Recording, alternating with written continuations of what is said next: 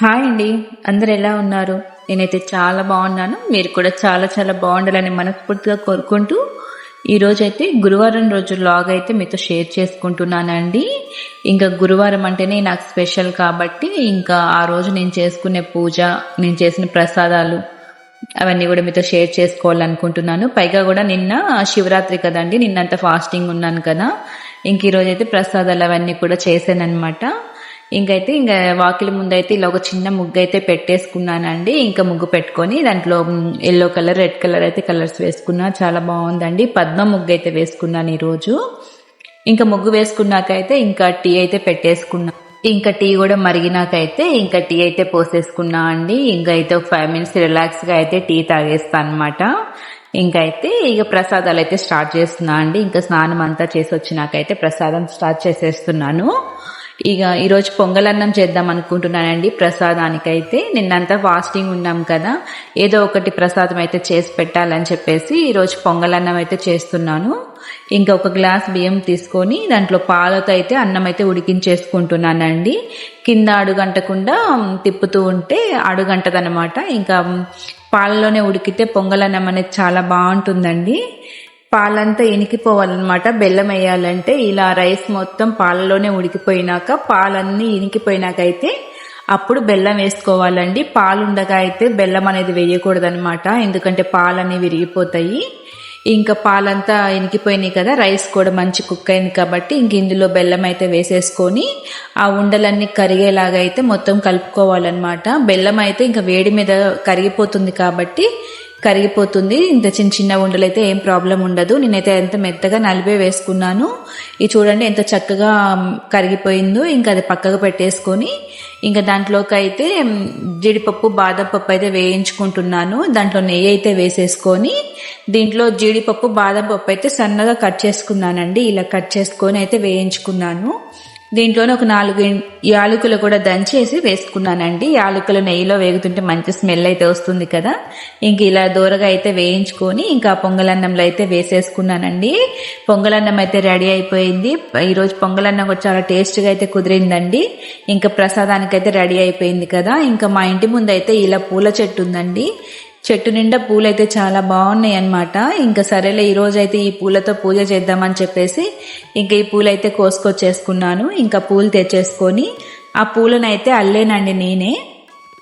ఇవి ఎక్కువసేపు అయితే ఉండవు, తొందరగా వాడిపోతాయి అన్నమాట. సరేలే ఇలా మాల కట్టన్నా వేసేద్దామని చెప్పి ఇంకా మాల అయితే కట్టేస్తున్నాను. ఈ పూలు బాగుంటాయండి, విచ్చుకున్నప్పుడు బాగుంటాయి. వాటర్లో వేసి పెడితే ఒక 3 days అన్న అలానే ఉంటాయి అన్నమాట. కానీ మనం అలానే బయట పెట్టేస్తే వాడిపోతాయి. ఇంకా మాల కట్టేద్దాంలే, చాలా పూలు ఉన్నాయి కదా అని చెప్పేసి ఇలా మాల అయితే కట్టాను. చాలా బాగుందండి. ఇంకా వైట్గా అయితే ఇంక ఈ మాల కూడా రెడీ చేసేసుకున్నాకైతే ఇంకా దీపం పెట్టేద్దామని దేవుడి దగ్గర కూడా అంతా అయితే క్లీన్ చేసేసుకున్న, పూజ గదినంతా క్లీన్ చేసేసుకొని ప్రసాదం అయితే అన్ని పెట్టేసుకొని దీపారాధన అయితే చేసేసుకుంటున్నాను. ఇంకా చూడండి ఎంత సింపుల్ గా చేసుకున్నానో. దేవుడి ముందు దీపం పెట్టుకుంటే చాలా ప్రశాంతంగా ఉంటుందండి. ఇంకా మనం అల్లిన పూలు ఉన్నాయి కదా, ఇక బాబాకి అయితే వేసేసుకున్నాను. ఇంకా లక్ష్మీదేవి విగ్రహం ఉంటే అక్కడ కూడా కొన్ని పెట్టానండి. చాలా బాగున్నాయి తెల్లటి పువ్వులతో. ఇంకా పూజ అయితే చేసేసుకున్నానండి. చాలా సింపుల్ గానే చేసేసుకున్నాను. ఇంకా పూజ అయినాకైతే ఇంకా వంట అయితే స్టార్ట్ చేస్తున్నాను. మా బాబు అయితే పొంగలన్నం అస్సలు తినడండి. చిన్నప్పటి నుంచి ఎందుకో తనకైతే ఇష్టం ఉండదన్నమాట. మా పాపకైతే చాలా ఇష్టము. ఇంకా పాప అయితే పొంగలన్నం తింటుంది కదా, ఇంకా బాబు కోసం అయితే పులిహార చేద్దామని చెప్పి రెడీ చేసుకుంటున్నాను. ఇంట్లో 2 పిల్లలు ఉంటే ఎవరి ఇష్టాలు వాళ్ళకు ఉంటాయి కదా, ఇంకా వాళ్ళకి నచ్చినట్టు చేయాలి కదా. ఇంకా పూజ అంతా అయిపోయినాకైతే ఇంకా పులిహారకన్ని రెడీ చేసుకుంటున్నాను. రైస్ అయితే వండేసుకున్నాను. ఇంకా ఆయిల్ అయితే హీట్ చేసేసుకొని పల్లీలు, శనగపప్పు, ఆవాలు, జీలకర్ర, ఎండుమిరపకాయలు ఇవన్నీ వేసేసి అయితే వేయించేసుకుంటున్నా. ఇవన్నీ సిమ్లోనే వేయించుకుంటే మంచిగా వేగుతాయి అనమాట. హైలో పెడితే తొందరగా మాడిపోతాయి. ఇంక ఇవన్నీ అయితే సిమ్లో పెట్టి వేయించేసుకుంటున్నాను. ఇంక ఇవన్నీ పప్పులు అవన్నీ వేస్తేనే పులిహార అనేది బాగుంటుంది. నిమ్మకాయ పులిహారలు అయితే ఇలానే వేసుకుంటారు. ఇంక నేనైతే చింతపండు పులిహోర చేస్తున్నాను. దీంట్లోకి అయితే పచ్చిమిరపకాయలు వేస్తేనే బాగుంటుందన్నమాట.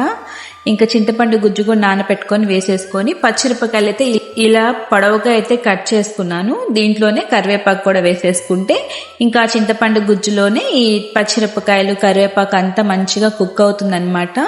ఇంక ఇదంతా కూడా ఒకసారి మొత్తం కలిపేసుకుంటున్నాను. ఇలా అంతా కలుపుకున్నాకైతే దీంట్లో పసుపు అయితే వేసుకోవాలి. ఇప్పుడే పసుపు వేయడం వల్ల ఏంటంటే పులిహోరకి మంచి కలర్ అనేది వస్తుంది. ఇంకా దీంట్లో అయితే కొంచెం అయితే పసుపు వేసుకున్నానండి, 1/2 టీ స్పూన్ అంతా.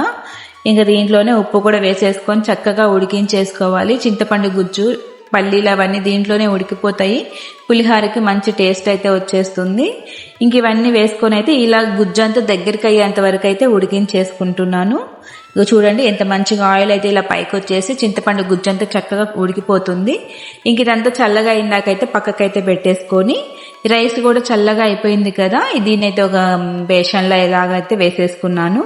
ఇంక దీంట్లోనే చల్లగా అయిపోయిన చింతపండు గుజ్జు ఇవన్నీ కూడా ఉన్నాయి కదా, ఇవన్నీ కూడా వేసేసుకొని ఇప్పుడే అయితే ఉప్పు అవన్నీ ఒకసారి చూసుకుంటే సరిపోతుంది. మనం వేసుకున్న ఈ పేస్ట్ అంతా ఈ రైస్కి అయితే సరిపోతుంది అనమాట. ఇంకేమన్నా మిగిలిన ఫ్రిడ్జ్లో అయితే పెట్టుకుంటే మళ్ళీ సరిగ్గా కూడా వస్తుంది. ఇంకా అదంతా కూడా వేసేసుకొని ఇలా పులిహోర అయితే ఇలా చేత్తోనే కలిపేస్తున్నా అనమాట. ఇలా చేత్తో కలిపితే ఇంకా అన్నానికి మంచిగా పట్టుకుంటుంది పులుపు ఉప్పు అనేది. ఇంకా నేనైతే ఇలా మొత్తం కలిపేసుకున్నాను. ఇంకా పిల్లలకు కూడా బాక్సులు అన్నీ కూడా రెడీ చేసేసుకున్నాను. ఇంకా పొంగలన్నం అయితే చేశాను కదా, దాంట్లోకి అయితే కాంబినేషన్గా ముద్దపప్పు చేశాను అనమాట. ముద్దపప్పు పొంగలి నెయ్యి వేసుకుంటే సూపర్ ఉంటుందండి టేస్ట్ అయితే. ఇంకా మేము అలానే తింటామన్నమాట. ఇంక నేనైతే అలానే చేసేసాను. ఇంక మా పిల్లలకైతే బాక్సులను రెడీ చేసేసి ఇంక మేము కూడా లంచ్ అయితే పెట్టేసుకున్నామండి. ఎలా ఉందో మా వీడియో తప్పకుండా కామెంట్ అయితే చేయండి. ఈ రోజుకైతే వీడియో ఇంతేనండి. ఇంకొక మంచి వీడియోతో అయితే మేము ముందుకు వచ్చేస్తాను. థ్యాంక్ యూ సో మచ్ అండి.